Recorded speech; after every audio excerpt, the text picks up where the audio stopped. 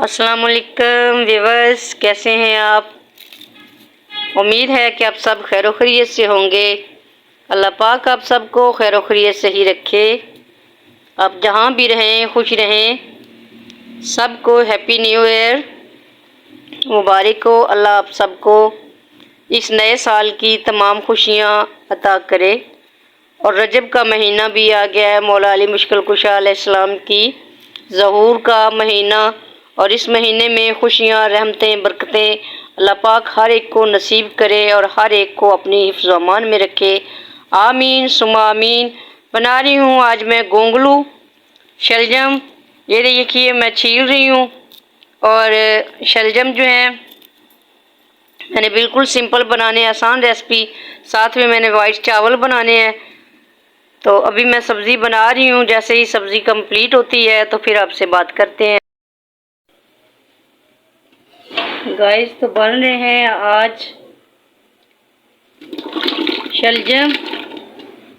शलजम को धो के मैंने डाल दिया है प्रेशर के अंदर।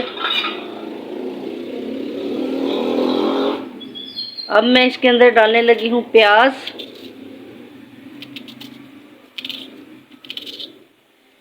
प्याज को भी मैंने मोटा मोटा ही काटना है। ये देखिए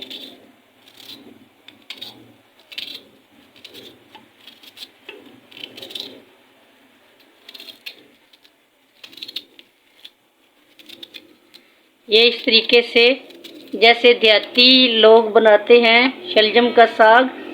तो ये है शलजम का साग, भुने हुए मसाले वाले शलजम।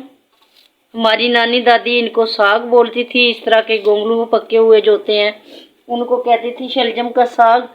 तो ये बन रहा है आज शलजम का साग और साथ में उबले हुए सफ़ेद चावल।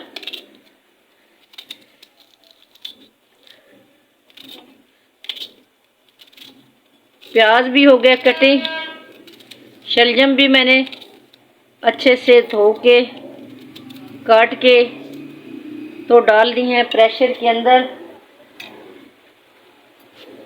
अब मैं इसके अंदर डालने लगी हूँ टमाटर।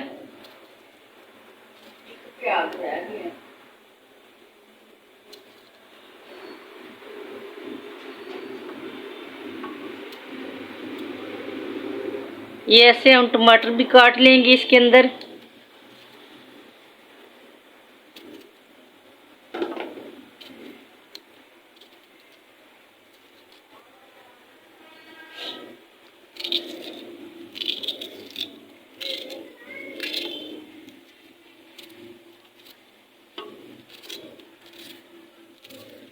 जितने मोटे शलजम काटे उतना जल्दी गलते हैं।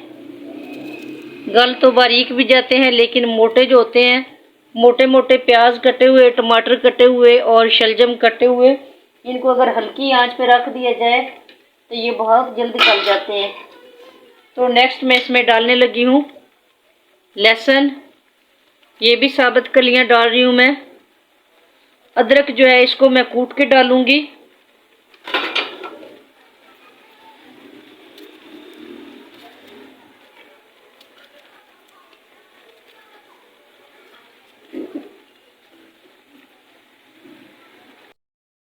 अदरक को भी मैंने इसके अंदर कूट के डाल दिया है।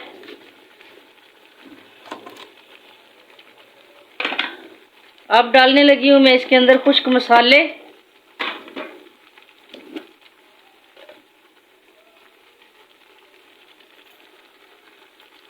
सबसे पहले नमक 2 टीस्पून, ये बिल्कुल छोटी सी स्पून है। खुश्क धनिया 2 टीस्पून। हल्दी 1 टीस्पून। और लाल मिर्च 1, 2 and 3 स्पून।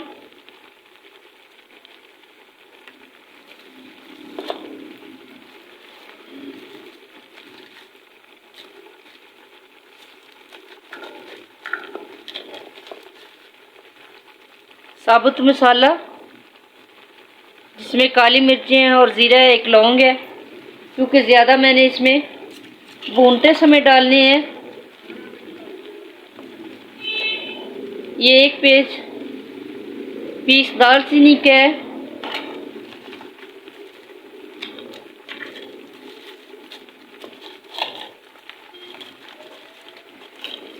और ये तेज़पात।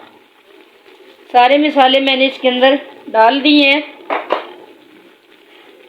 पानी मैंने इसमें बिल्कुल भी कम डाला है, 1 कप के बराबर, क्योंकि शलजम जो है जैसे ही मैंने धो के रखे हैं तो इनके अंदर काफ़ी ज़्यादा पानी है, टमाटरों के अंदर भी पानी है। तो इस तरीके से मैं इसको लगा दूंगी हीट। शलजम को हीट बिल्कुल कम लगाई जाती है, ज़्यादा से ज़्यादा 5 मिनट की होगी।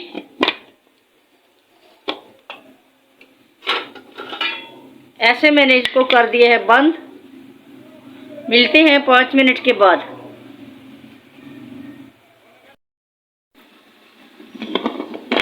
गाइस, हीट मैंने खोल दी है 5 मिनट के बाद।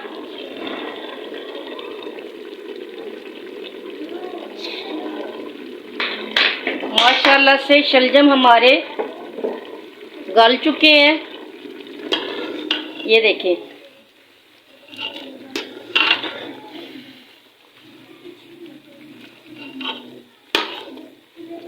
मैंने इसके अंदर बिल्कुल भी पानी नहीं डाला, पानी खुद ही इन्होंने निकाल रखा है। तो ये देखें कितना ज़्यादा इनके अंदर पानी है। अब इस तरीके से मैं इनको कर लूँगी मेल्ट।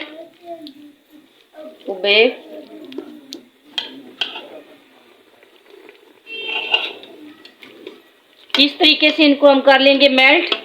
मेल्ट करने के बाद मैं इसमें डालूँगी घी और अच्छे से करूँगी इसकी बुनाई।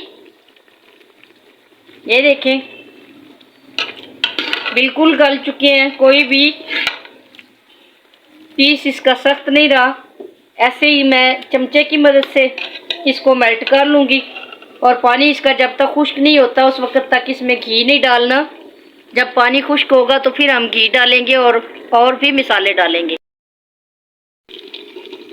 शलजम का पानी बिल्कुल ड्राई हो गया और बिल्कुल ये हलवे की मानद हो गए हैं। आप ये देख सकते हैं किस तरीके से ये मेल्ट हो गए हैं, किस तरह से, और बिल्कुल ही हलवा इनका बन गया है। तो अब हमने क्या करना है, अब हमने इसमें डालना है घी।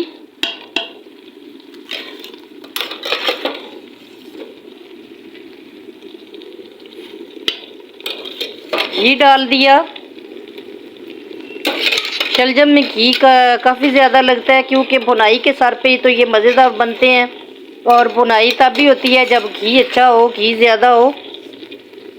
तो ये देखिए डाल दिया है मैंने घी। और ये है मेरे पास गुड़, जो कि ये भी मैंने इसके अंदर ऐड कर दिया है, गुड़ भी। शलजम बन के हो गए हैं तैयार। माशाल्लाह से भुना भी जा चुका है इनको। तो लास्ट में मैं इसके अंदर डालने लगी हूँ गरम मसाला,